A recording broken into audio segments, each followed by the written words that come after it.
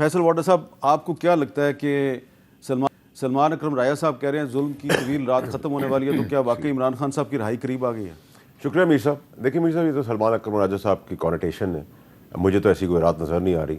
اور بیل ایکیوز کا رائٹ ہوتا ہے، ہر کسی کا رائٹ ہے. 10 سال جن کو سزا سنائی گئی ان کو وہ بھی بیلوں پہ تھے.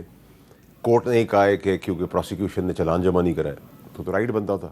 ٹرائل ہونا ہے، ایویڈنس ریکارڈ ہونے، تو کیس تو چل رہا ہے. تو مجھے تو کوئی ایسی چیز نظر نہیں آئی اس کے اندر.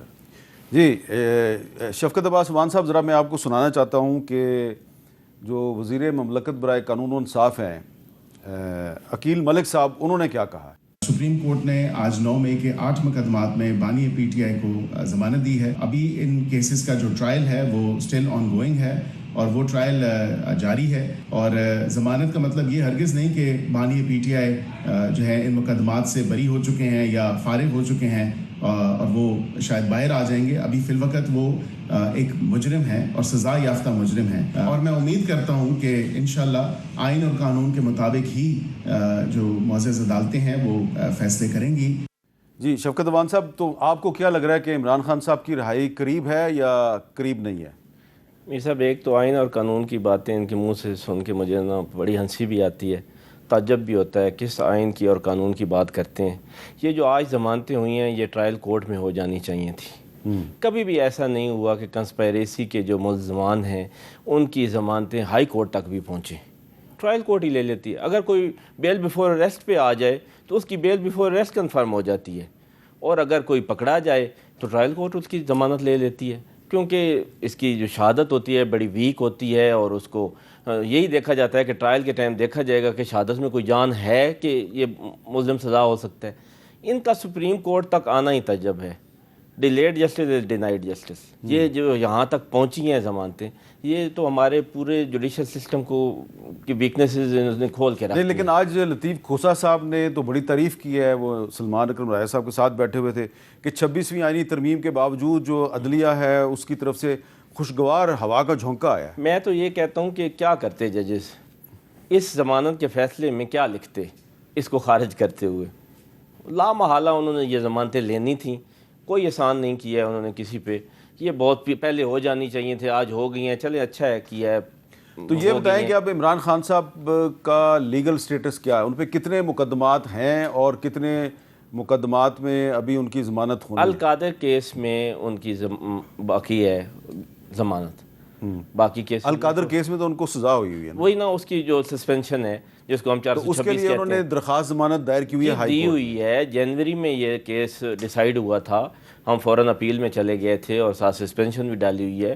متعدد بار آپ نے دیکھا ہوگا کہ ہائی کورٹ کے سامنے ہم کھڑے رہے اور اس کوشش میں رہے کہ کیس لگا دیں. پھر کیس لگتا تھا تو پھر کبھی تو وہ پروسیکیوشن جو کہتی تھی ہمیں ٹائم دیں، ہماری تیاری نہیں ہے، پھر پروسیکیوٹر چینج ہو گیا، پھر دوسرا آ گیا، پھر تیسرا آ گیا. ڈیلنگ ٹیکٹکس کر کے انہیں پتہ ہے کہ جب بھی یہ کیس سنا جائے گا تو جج کے پاس ایسی کوئی چیز میٹیریل نہیں اویلیبل ہوگا کہ وہ اس کو ریجیکٹ کرے. اس کو ضمانت سسپینڈ کرنی ہی پڑے گی سزا. تو اس لیے یہ اچھا، کیا ایسے بھی مقدمات ہیں جن میں ابھی تک عمران خان صاحب کے وکلاء نے ضمانت کے لیے درخواست ہی دائر نہیں کی؟ میرا نہیں خیال کہ ابھی تک کوئی کیس ہمارے سامنے ایسا ہے جہاں کہ خان صاحب کی گرفتاری ڈالی راولپنڈی میں کچھ مقدمات ہیں خان صاحب. اگر راولپنڈی میں کچھ مقدمات میں گرفتاری ڈالی ہوئی ہے تو ابھی وہ سامنے نہیں ہے جس میں ضمانت ہونا باقی ہے. باقی تو سارے کیسز میں خان صاحب کی ضمانت ہو چکی ہے. اب ان کا تو کیا ہے، کچھ جہاں پہ بھی مرضی ڈالتے جائیں. کیونکہ تحریک انصاف پہلے کہتی تھی جی کہ عمران خان صاحب پہ 200 سے زیادہ مقدمات ہیں. جی جی. تو اگر 200 سے زیادہ مقدمات ہیں تو کیا سب میں ضمانت ہوگی ہوئی ہے؟ ضمانت جو ابھی سامنے کیس ہے وہ القادر کیس ہی رہ گئے. اس کے علاوہ جتنے بھی خان صاحب کے کیسز میں انہوں نے خان صاحب کو باقاعدہ ملزم قرار دیا ہے ان میں ضمانت ہو چکی ہے. اچھا، اب آپ کو کیا لگ رہا ہے فیصل واڈا صاحب کہ عمران خان صاحب نے ایک تو محمود اچکزئی صاحب کو نامینیٹ کیا اپوزیشن لیڈر کے لیے، اور دوسرا جو ہے ان کو اختیار دے دیا کہ آپ مذاکرات کریں، تو اچکزئی صاحب کے ذریعے جو مذاکرات ہوں گے ان کی کامیابی کا کوئی امکان نظر آ رہا ہے آپ کو؟ دیکھیں میر صاحب، سب سے پہلے تو یہ کہ اچکزئی صاحب کو نامینیٹ کرنا ہی عمران خان صاحب کی طرف سے کلیئرٹی بتاتا ہے کہ ان کو اعتماد ہی نہیں اپنی پارٹی کے اندر، اور ہونا بھی نہیں چاہیے. ایک تو یہ ہے. دوسرا ہے کہ اچکزئی صاحب 25 سال نواز شریف صاحب کے ساتھ کھڑے رہے، اب وہ ادھر کھڑے ہو گئے. دیکھیں، میں بار بار آپ سے ہمیشہ کہتا ہوں، پھر آپ لوگوں کو جمہوریت کے اوپر میری بات بری لگتی ہے. کہ آپ کسی کا ماضی نہ بھولا کریں. ماضی جو ہے نا وہ بڑا امپورٹنٹ ہے سیاستدانوں کا. پھر آپ عادت تو بدل سکتے ہیں مجبوری، فطرت نہیں بدل سکتے، یہ بھی آپ یاد رکھیں. پھر آپ یہ یاد رکھیں کہ اشتہارات اور اشتہاری ہونے کے بیچ میں بہت کم گیپ ہوتا ہے. اور آخری موسٹ امپورٹنٹ چیز، گیدڑ اور ڈیلر کبھی لیڈر نہیں ہو سکتا. یہ 4 چیزوں کے اوپر نا میں نے اپنی پوری سیاسی جدوجہد جو پچھلے 16-17 سال سے کر رہا ہوں میں کر رہا ہوں. میں نے آپ کو کلیئرٹی سب کچھ بتا دیا، آپ سب کچھ سمجھ بھی گئے ہیں. ان سب چیزوں کو آپ بھولیں نا. پلس ہمارے اقتدار کے ایوانوں کے اندر ہمیں جہیز میں کچھ لوگ ملتے ہیں. وہ ہر اقتدار میں ہوتے ہیں، ہر ایوانوں میں ہوتے ہیں، وہ اسٹیبلشمنٹ میں بھی ہوتے ہیں، وہ پولیٹیکل پارٹیز میں بھی ہوتے ہیں. وہ ہمیں جہیز میں ملتے ہیں. پی ٹی آئی کو بھی ملے، نون کو بھی ملے، پیپلز پارٹی کو بھی ملے. اور وہ پھر آپ کو ایک ایسی بند پٹی کی طرف لے جاتے ہیں کہ آپ کو سمجھ ہی نہیں آتی. تو میں جہاں تک سمجھ سکا ہوں یا دیکھ رہا ہوں، مجھے 2026 جو ہے وہ پاکستان کی ترقی کا سال نظر آتا ہے. اور پولیٹیکل پارٹیز کا بھی ایک ایکسائٹنگ رول نظر آتا ہے، جس میں ساری پولیٹیکل پارٹیاں ایک بیانیہ بنانے کی کوشش کریں گی. ساری پولیٹیکل پارٹیاں کسی کے پاس نہیں ہے نا، پی ٹی آئی، کسی کے پاس بیانیہ نہیں ہے، سب بیانیہ بنانے کی کوشش کریں گے. وہاں دیکھتے ہیں. یہ آپ بڑی کوئی گہری بات کر رہے ہیں کہ 2026 میں آپ کو کوئی بہت بڑا پاکستان کا میں بریک تھرو ہوتا نظر آ رہا ہے. پاکستان کی تقدیر اور پاکستان کی پروگریس تو مجھے نظر آ رہی ہے، لیکن مجھے سیم ٹائم پہ 2026 میں بڑا ایکسائٹنگ تمام پولیٹیکل پارٹیز کا بیانیہ کا کھیل. بیانیہ تو کسی پولیٹیکل پارٹی کے پاس نہیں ہے، کسی کے پاس بھی نہیں ہے. اچھا شفقت اوان صاحب، آپ وکیل بھی ہیں اور آپ سیاستدان بھی ہیں، آپ MNA بھی ہیں. آپ کو کیا لگ رہا ہے کہ 2026 تک ایسا کیا ہوگا کہ پاکستان کے حالات بہتر ہو جائیں گے؟ ہم تو امید ہی کر سکتے ہیں اور دعا ہی کر سکتے ہیں. پاکستان کے حالات میر صاحب صرف اور صرف ڈیموکریسی سے بہتر ہونے ہیں. وڈا صاحب کوئی اتنے زیادہ ڈیموکریسی کے حق میں نہیں ہے، نہ تو ان کو پارلیمنٹ پہ اتنا یقین ہوتا ہے، نہ پارلیمنٹیرینز پہ. لیکن جب تک یہ باغ دوڑ پارلیمنٹیرین کے ہاتھ میں، پارلیمنٹ کے ہاتھ میں، اور سول سپرمیسی نہیں ہونی، رول آف لا نہیں ہونا، وڈا صاحب کو کوئی اچھے حالات نظر آ رہے ہوں مجھے نہیں آتے. آپ رول آف لا کے بغیر، سول سپرمیسی کے بغیر ملک ترقی کر جائے، یہ پھر کوئی اللہ کی طرف سے اسپیشل گاڈ گفٹڈ کی چیز ہو سکتی ہے. آپ بڑی اچھی بات کر رہے ہیں رول آف لا کی. جی، لیکن جب تحریک انصاف کی قیادت کہتی ہے کہ ہم نے اگر مذاکرات کرنے ہیں تو وہ اسٹیبلشمنٹ سے کرنے ہیں، ہم نے جو پولیٹیکل لیڈرشپ ہے ان سے نہیں کرنے، تو آپ تو خود ڈینائی کر رہے ہیں رول آف لا کو. جی ہم کیا کہتے ہیں؟ ہم نے ان سے کیا مذاکرات کرنے ہیں؟ ہم نے ان سے یہ مذاکرات کرنے ہیں کہ آئین کو اپنی اصل سعادت میں بحال کریں، جو جس ادارے کا کام ہے وہ کرے. لیکن ایک پارلیمنٹ کے لوگوں کو پارلیمنٹ کا کام کرنے دیں، اور جو آپ کا کام ہے وہ آپ کریں.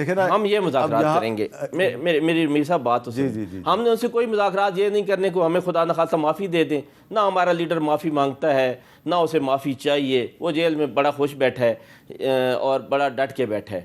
اگر آپ یہ سمجھیں کہ ہم مذاکرات کریں گے کسی اپنے پرسنل گین کے لیے، اپنی پارٹی کے کسی گین کے لیے، تو ہرگز نہیں ہے. ایک سوال کہ جو اعظم سواتی صاحب نے کچھ عرصہ پہلے ایک ویڈیو سٹیٹمنٹ جاری کیا تھا کہ میں نے عمران خان کی مرضی سے مذاکرات کے لیے بات چیت شروع کی. ظاہری بات ہے وہ آپ کو پتہ ہے وہ کس طرف اشارہ کر رہے ہیں. اور پھر آپ کی پارٹی جو ہے ان کو سینٹ میں اپوزیشن لیڈر نامزد کر دیتی ہے. تو اس کا مطلب یہ ہے کہ آپ کی پارٹی ایک طرف محمود خان اچکزئی کے ذریعے ایک مزاحمت کا بیانیہ چلا رہی ہے، دوسری طرف اعظم سواتی کے ذریعے وہ مفاہمت کا بیانیہ چلا رہی ہے. تو اعظم سواتی صاحب کے سٹیٹمنٹ کو سامنے رکھیں تو لگتا یہی ہے کہ انہوں نے جا کے معافی تلافی کی بات ہی کی ہوگی. نہیں، کبھی بھی نہیں سوچے بھی نہیں میر صاحب کہ جس بندے کا نام عمران خان ہے وہ کبھی معافی مانگے گا یا کبھی معافی لے گا. ہاں کوئی گناہ کیا ہوتا تو ضرور معافی مانگتے. یہ 9 مئی کے کیسز اور 9 مئی کا جو معاملہ ہے، میں بڑا قریب سے، میں نے سب سے زیادہ قریب سے دیکھا ہے. اگر آگے بات چلتی ہے میں بتاتا ہوں چھوٹی سی بات آپ کو. میں 6 کیسز کر رہا ہوں تو وہاں پہ 150 بندہ ہر FIR میں نامزد تھا.